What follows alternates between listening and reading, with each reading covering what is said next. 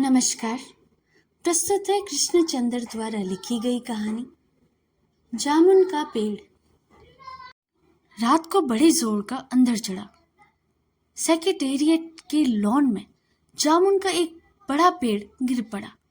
सुबह जब माली ने देखा तो उसे मालूम हुआ कि पेड़ के नीचे एक आदमी दबा पड़ा है। माली दौड़ा दौड़ा चपरासी के पास गया। चपरासी दौड़ा दौड़ा क्लर्क के पास गया। क्लर्क दौड़ा दौड़ा सुपरिटेंडेंट के पास गया। सुपरिटेंडेंट दौड़ दौड़ के बाहर लॉन में गया। मिनटों में गिरे हुए पेड़ के नीचे दबे हुए आदमी के चारों ओर भीड़ खड़ी हो गई। बेचारा जामुन का पेड़ कितना फलदार था, एक क्लर्क बोला। और इसकी जामुनें कितनी रसीली होती थी, अब दूसरा क्लर्क याद करते हुए बोला। मैं फलों के मौसम में झोली भर के ले जाता था। मेरे बच्चे इसी की जामुनें खुशी से खाते थे। तीसरा क्लर्क लगभग रुआ सा होकर बोला। मगर यह आदमी माली के दबे हुए आदमी की तरफ इशारा किया। हाँ, यह आदमी। सुपरिटेंडेंट सोच में पड़ गया। पता नहीं जिंदा है कि मर गया। एक चपरासी ने पूछा। मर गया होगा। क्या इतना भारी पेड़ जिसकी पीठ पर गिर जाए वह बच कैसे सकता है? दूसरा चपरासी बोला। नहीं नहीं, मैं जिंदा हूं। दबे हुए आदमी ने बड़ी कठिनता से कहराते हुए कहा। जिंदा है? यह क्लर्क ने तासुब के साथ कहा। पेड़ को हटाकर इसे जल्दी से निकाल लेना चाहिए। माली ने सुझाव दिया। मुश्किल मालूम होता है। एक सुस्त है, कामचोर, मोटा चपरासी बोला।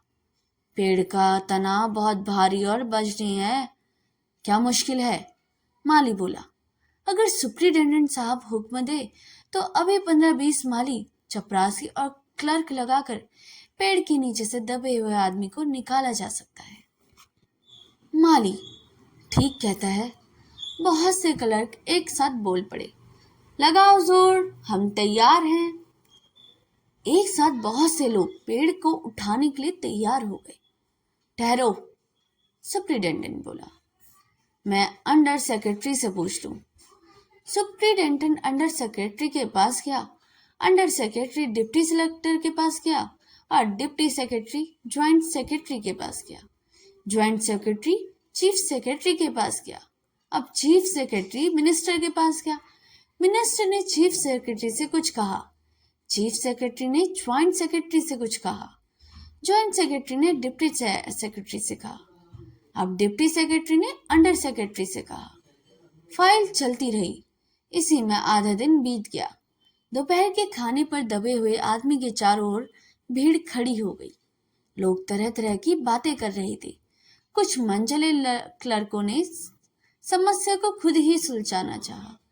वे हुकूमत के फैसले का इंतजार किए बिना पेड़ को अपने आप हटा देने का निश्चय कर रहे थे कि इतने में सुपरिटेंडेंट फाइल के लिए भागा भागा आया। बोला, हम लोग खुद इस पेड़ को नहीं हटा सकते। हम लोग व्यापार विभाग से संबंधित है और यह पेड़ की समस्या है जो कृषि विभाग के अधीन है। मैं इस फाइल को अर्जेंट मार्क करके कृषि विभाग में भेज रहा हूँ। वहां से उत्तर आते ही इस पेड़ को हटवा दिया जाएगा। दूसरे दिन कृषि विभाग से उत्तर आया कि पेड़ व्यापार विभाग के लॉन में गिरा है, इसलिए इस पेड़ को हटवाने या ना हटवाने की जिम्मेदारी व्यापार विभाग पर पड़ती है।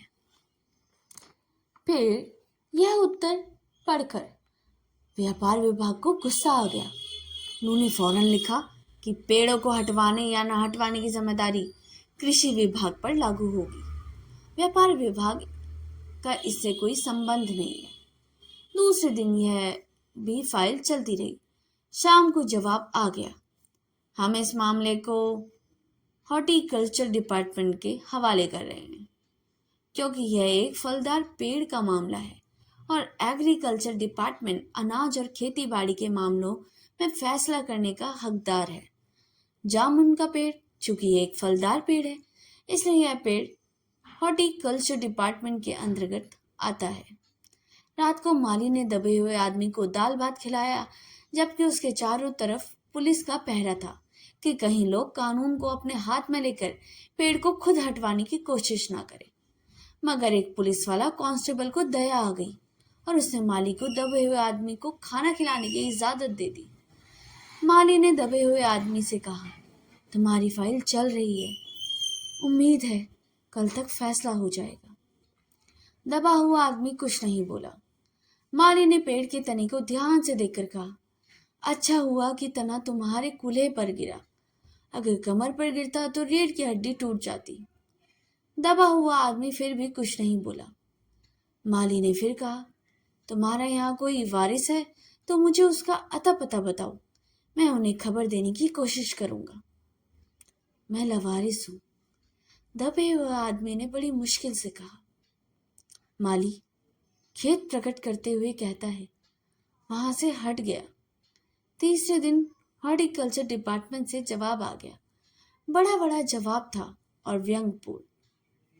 हॉर्टिकल्चर डिपार्टमेंट के सेक्रेटरी साहित्य प्रेमी आदमी जान पड़ता था। उसे लिखा था कि आश्चर्य है, इस समय जब हम पेड़ लगाओ स्कीम ऊंचे स्तर पर चला रहे हैं, हमारे देश में ऐसे सरकारी अफसर मौजूद हैं जो पेड़ों को हटवाने का सुझाव देते हैं, और वह भी एक फलदार पेड़ को, और वह भी जामुन के पेड़ को, जिसके फल जनता बड़े चाव से खाती है। हमारा विभाग इसी हालत में इस फलदार वृक्ष को काटने की इजाजत नहीं दे सकता। अब क्या किया जाए? इस पर एक मंचले ने कहा, अगर पेड़ कटा नहीं जा सकता तो इस आदमी को ही काट कर निकाल लिया जाए। यह देखिए, उस आदमी ने इशारे से बताया, अगर इस आदमी को ठीक बीच में से यानी धड़ से काट दिया जाए तो आधा आदमी इधर से निकल जाएगा और आधा आदमी उधर से बाहर आ जाएगा और पेड़ वहीं का वहीं रहेगा। मगर इस तरह तो मैं मर जाऊंगा, दबे हुए आदमी ने आपत्ति प्रकट करते हुए कहा। यह भी ठीक कहता है, एक क्लर्क बोला। आदमी को काटने वाली युक्ति प्रस्तुत करने वाले ने भरपूर विरोध किया। आप जानते नहीं आजकल प्लास्टिक सर्जरी कितनी तीन कर चुकी है। मैं समझता हूं अगर इस आदमी को बीच से काट कर निकाल लिया जाए तो प्लास्टिक सर्जरी धड़ के स्थान से इस आदमी को फिर से जोड़ा जा सकता है। इस बार फाइल को मेडिकल डिपार्टमेंट में भेज दिया गया।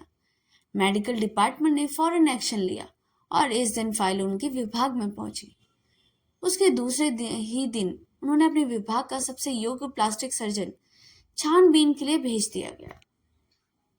सर्जन ने दबे हुए आदमी को अच्छी तरह टटोलकर उसका स्वास्थ्य देखकर खून का दबाव देखा, नाड़ी की गति को परखा, दिल और फेफड़ों की जांच करके रिपोर्ट भेज दी और इस आदमी का प्लास्टिक ऑपरेशन तो हो सकता है और ऑपरेशन सफल भी होगा, मगर आदमी मर जाएगा।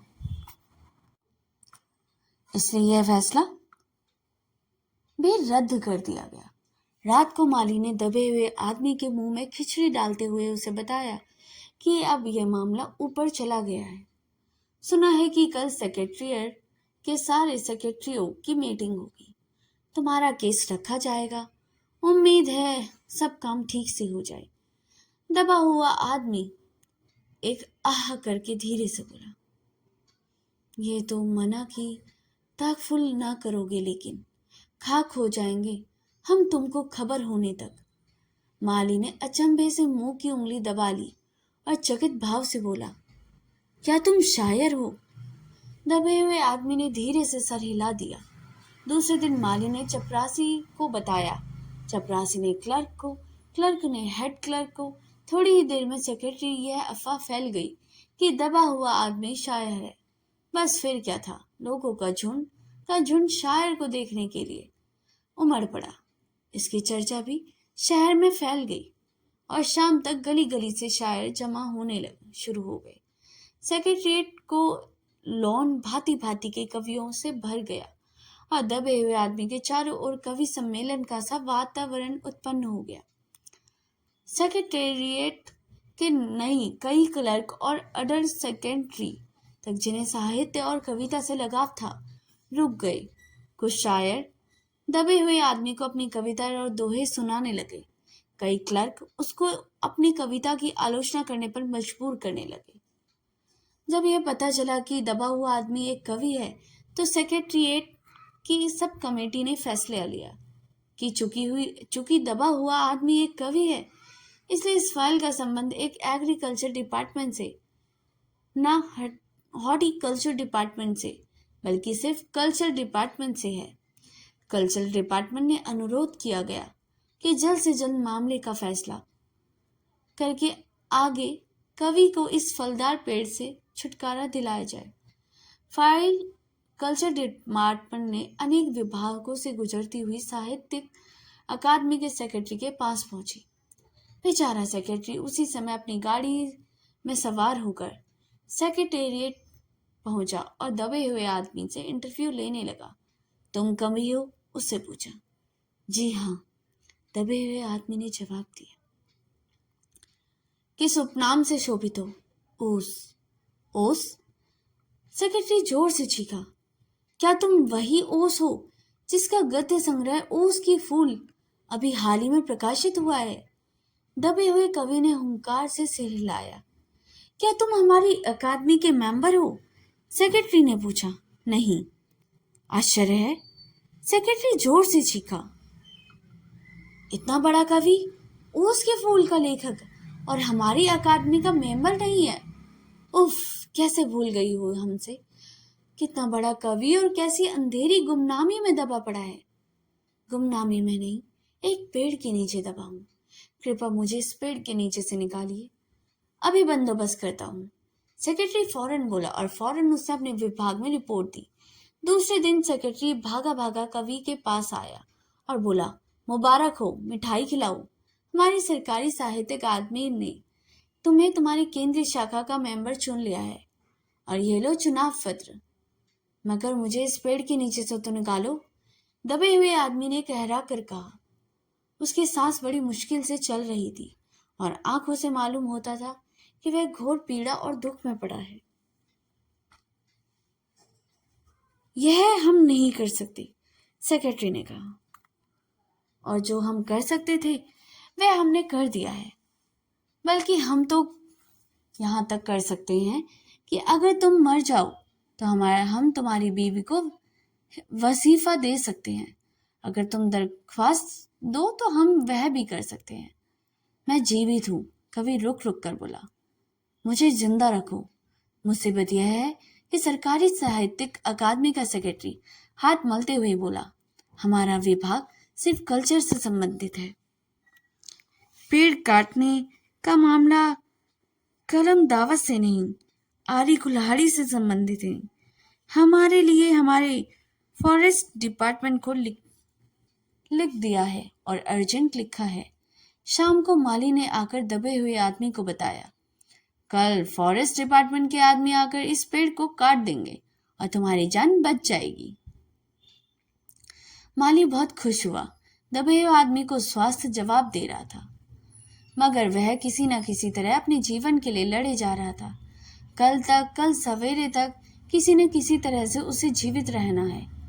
दूसरे दिन जब फॉरेस्ट डिपार्टमेंट ने आदमी आरी कुल्हाड़ी लेकर पहुंचे तो उनको पेड़ काटने से रोक दिया गया।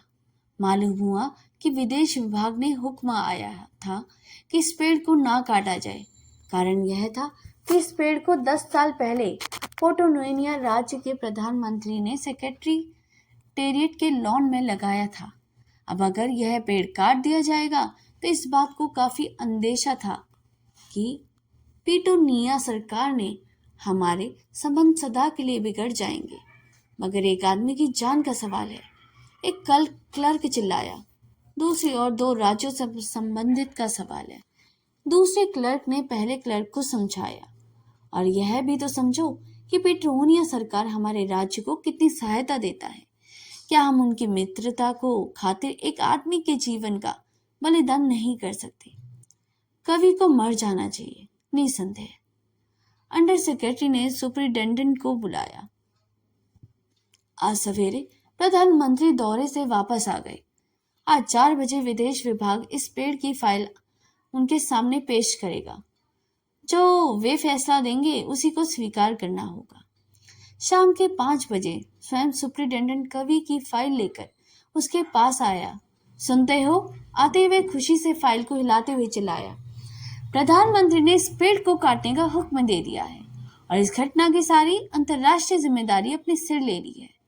कल यह पेड़ काट दिया जाएगा और तुम इस संकट से छुटकारा हासिल कर लोगे। सुनते हो? आज तुम्हारी फाइल पूर्ण हो गई है। मगर कवि का हाथ ठंडा था। आंखों की पुतलियां निर्जीव और चींटियों की एक लंबी पात उसके मुंह में जा रही थी। उसके जीवन की फाइल भी पूर्ण हो चुकी थी। तो दोस्तों, यह कहानी यहीं पर समाप्त होती है। यह कहानी जो है सरकारी तंत्र की कार्य प्रणाली और लाल फीताशाही पर तीखा कटाक्ष करती है। कहानी में सचिवालय के लॉन में एक जामुन का पेड़ गिर गया जाता है और एक आदमी उसके नीचे दब जाता है। पेड़ को हटाने और आदमी को बचाने की प्रक्रिया में सरकारी विभाग के बीच तालमेल की कमी और गैर जिम्मेदारी स्पष्ट रूप से दिखाई देती है कि कैसे एक साधारण घटना जो आसानी से हल हो सकती है, सरकारी विभागों के बीच में फंसकर एक जटिल समस्या भी बन जाती है। हर विभाग दूसरे विभाग पर जिम्मेदारी डालकर मामले से लटकाता रहता है, जिसके हास्यास्पद यह स्थिति पैदा हो जाती है। कहानी की शुरुआत एक तूफान से होती है, जिसके कारण सचिवालय के लॉन में एक जामुन का पेड़ गिर जाता है। पेड़ के नीचे एक आदमी दब जाता है। माली जब सुबह देखता है तो उसे पता चलता है कि पेड़ के नीचे एक आदमी फंसा हुआ है। उस आदमी को बचाने के लिए सरकारी विभागों में हलचल मच जाती है। हर एक विभाग दूसरे विभाग पर जिम्मेदारी डालने की कोशिश करते हैं और उसको लटकाने की पूरी तैयारी में लगे रहते हैं।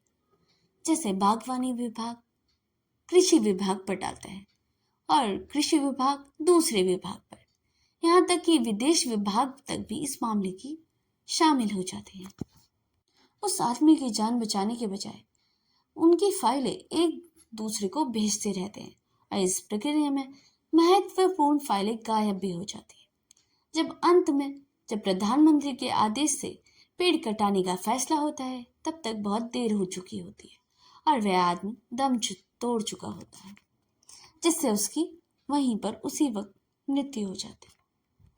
अगर आपको ये कहानी पसंद आई हो तो इसे लाइक, सब्सक्राइब और शेयर करना ना भूलिएगा। तो मिलते हैं अगली कहानी में। तब तक के लिए धन्यवाद।